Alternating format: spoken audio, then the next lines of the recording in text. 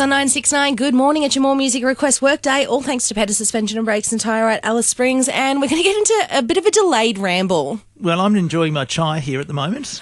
That's right. I ran back in. So that's good. Right after we did the first part of the ramble, a lady came to the station and she's got a coffee van.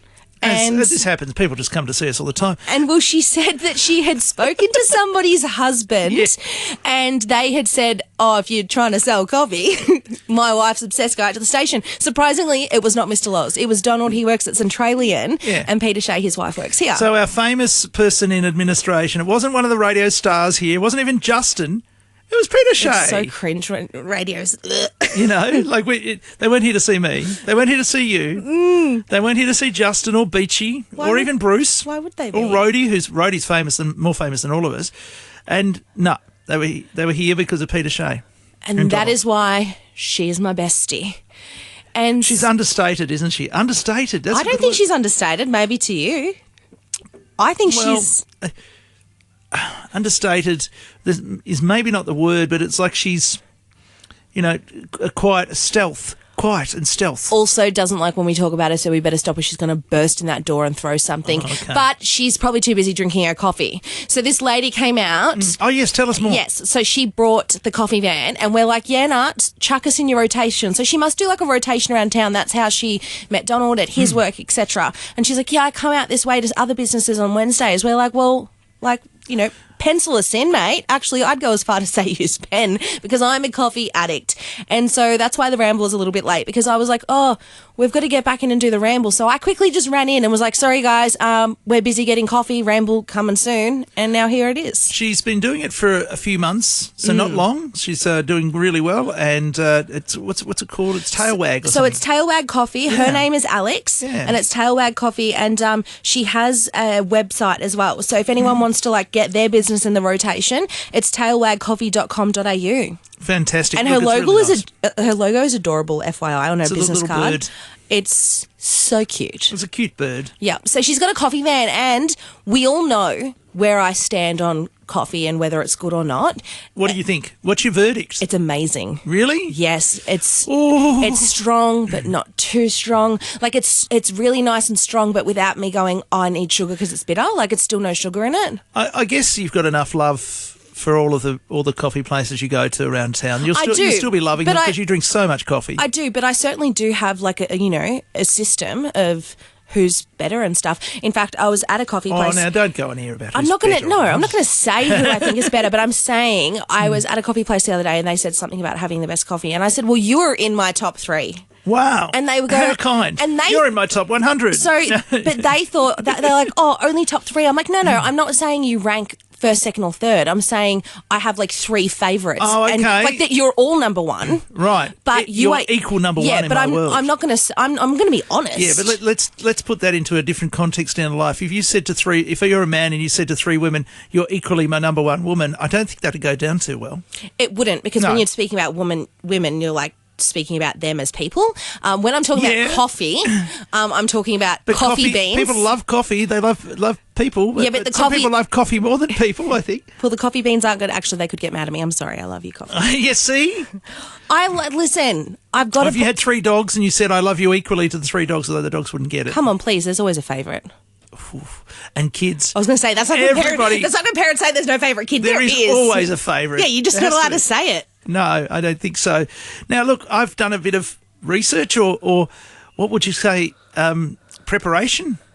You don't even know what it's called because we never do it. We never do it. We were talking in the... the sauce bottle, mate.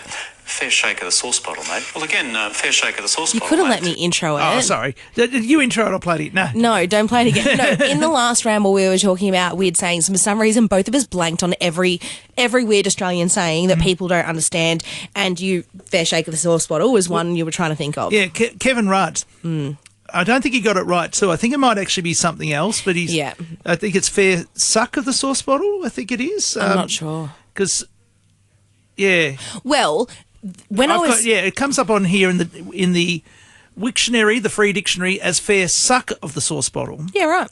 And it says here, used to protest against unreasonableness, such as somebody taking more than their fair share. Interesting. So it should be fair suck, but he said fair shake. Isn't it weird when you have to look up what they mean? Because when you grow up with the sayings, they just make sense. Like I was saying earlier, when I lived with a mate of mine, Ash, and, you know, she's Irish, and my other friend, Susie's Scottish. So when I would be talking to them about different things, they'd be like, I don't understand what that means.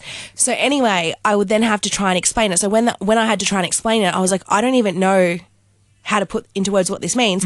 So an example, because I did the same thing, I was like, now I need to, my brain is stumped on all of these sayings, but you're carrying on like a pork chop. Yeah, now what does that mean?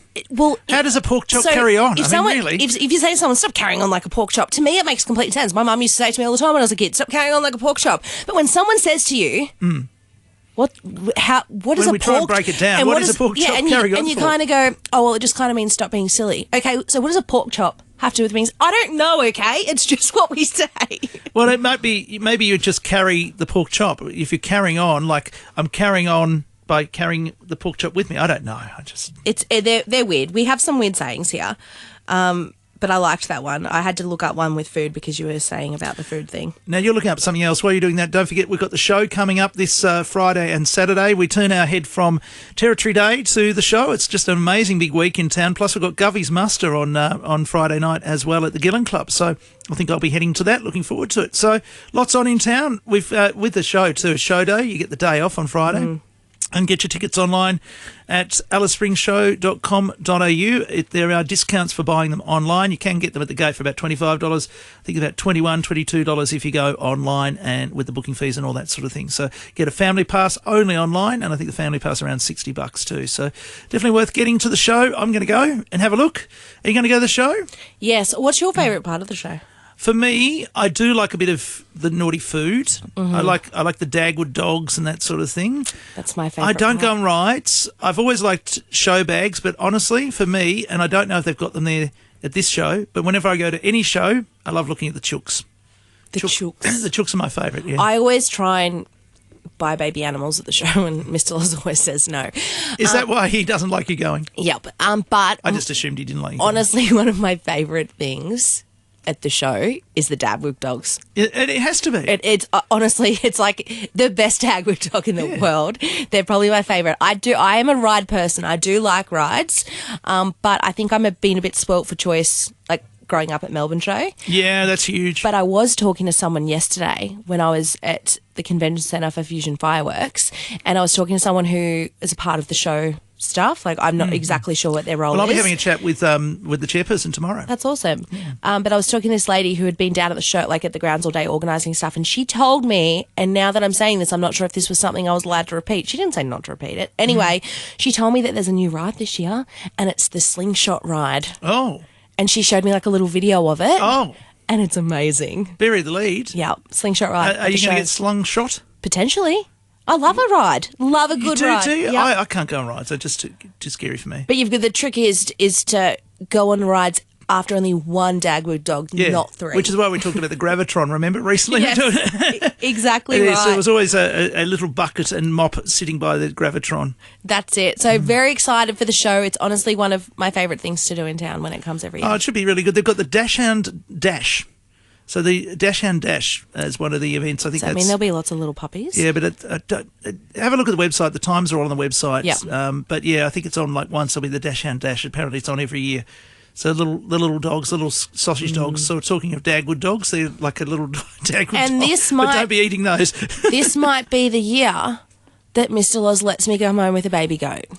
You want a goat? Where are you going to put the goat? In the pool? No, in my backyard. I've got a huge yard. Is your yard big enough? Yes, it's huge. Because I've picked you up at the front once. Yeah. And it didn't look like there was a big yard behind it. I have like 2 backyards. Oh, I just didn't see it.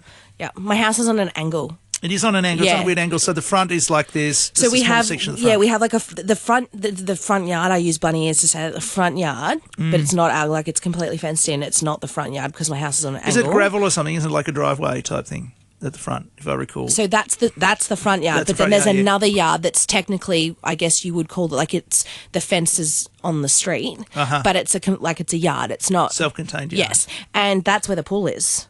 Oh. So then we have an actual backyard. So there's a backyard and a front yard. So it's like a side yard, a driveway. Yeah, it's huge. The property's big. So, big? Yeah. All right. So I said to Mr. Loz, if he let me get a goat, we wouldn't need to mow the lawn. And he goes, the problem is that goats don't just eat the grass, Loz, they eat everything. This should be his response, though. It should be his response to say, I hope that your phone doesn't work right now. It didn't work. Fair shake of the sauce bottle. That is it for the part 2 of the morning ramble. If there's a song you want to hear, let us know. 89555969.